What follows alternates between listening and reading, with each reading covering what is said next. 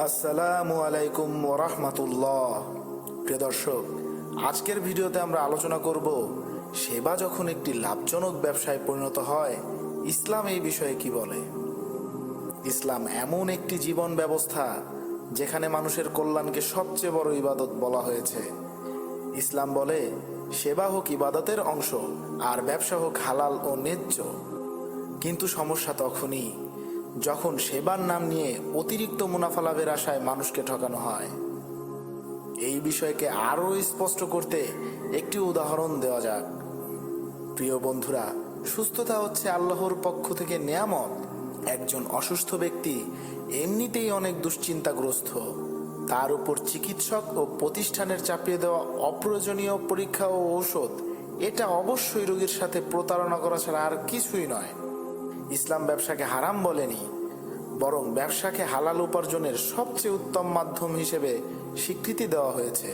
রাসূল সাল্লাল্লাহু আলাইহি ওয়াসাল্লাম বলেছেন, সৎ ব্যবসায়ী হবে নবী, সিদ্দিক ও শহীদদের সাথে। কিন্তু যখন সেবার মুখোশ পরে করা হয় লোভের ব্যবসা, তখন এটা শুধু অনৈতিক নয়, বরং ইসলামিক দৃষ্টিকোণ থেকেও হারাম। কোরআনে বলা হয়েছে, তোমরা একে অপরের সম্পদ অন্যায়ভাবে ভক্ষণ করো না। সেবা যখন আল্লাহর সন্তুষ্টির জন্য হয়, তখন তা ইবাদত হিসেবে গণ্য হয়। কিন্তু সেবা যখন হয় অন্যকে ঠকিয়ে নিজের পকেট ভরার মাধ্যম, তখন তা গুনাহ ও প্রতারণায় পরিণত হয়। প্রিয় ভাই ও বোনেরা, এই সমস্যার সমাধান শুধু ব্যক্তিগত উদ্যোগে যথেষ্ট হবে না। মূল পরিবর্তন আসবে তখনই যখন রাষ্ট্রীয় ও নীতি নির্ধারক পর্যায় থেকে কার্যকর উদ্যোগ গ্রহণ করা হবে। তবুও এই বিষয়ে ভিডিওটি তৈরির উদ্দেশ্য শুধুমাত্র সমালোচনা নয়। আল্লাহ বলেন, নিশ্চয়ই আল্লাহ কোনো জাতির অবস্থার পরিবর্তন করেন না যতক্ষণ না তারা নিজের অবস্থার পরিবর্তন করে। যদি আমরা এই বিষয়টি উপলব্ধি না করি, তবে পরিবর্তনের প্রয়োজনীয়তাই বা কিভাবে বুঝব?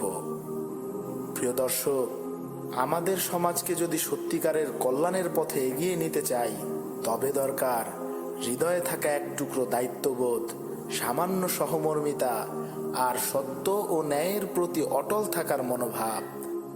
সেবা যেন শুধু পেশা না হয়ে ওঠে, বরং হয়ে উঠুক আমাদের ঈমানের বাস্তব প্রতিফলন। আসুন আমরা প্রত্যেকে নিজ নিজ জায়গা থেকে সৎ থাকি, সচেতন হই এবং অন্যায়ের বিরুদ্ধে ন্যায়ের পাশে দাঁড়াই। আল্লাহ আমাদের সবাইকে হালাল রিজিক উপার্জন করার তৌফিক দান করুন। আমিন।